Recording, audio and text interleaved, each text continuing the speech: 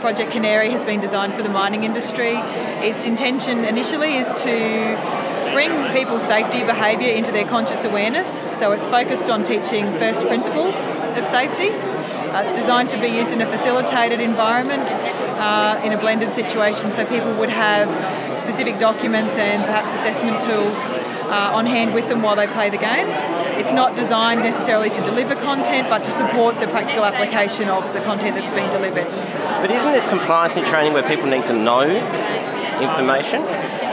Absolutely it is. But they also need to be able to know what to do with the information and when to apply it and to remember to apply it. And quite often we find that people have a set of rules that don't neatly fit a situation. And sometimes people don't necessarily subscribe to the rules.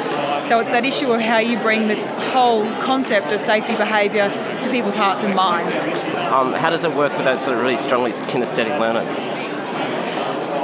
Actually, it's designed to support that much more effectively than the way training is currently delivered, which is what we call death by PowerPoint.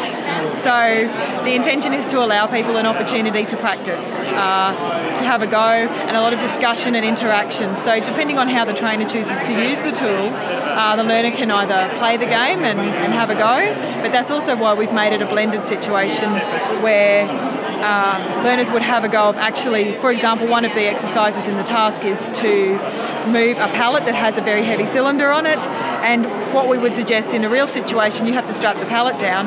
What we would suggest in a real situation is you may have something that people can practice actually tying the ropes and strapping something down. Feedback from learners at this stage is, oh thank God, finally something that we can, that we don't have to sit through all those PowerPoints. We can really have a go and we can really see what it's like to work in the industry.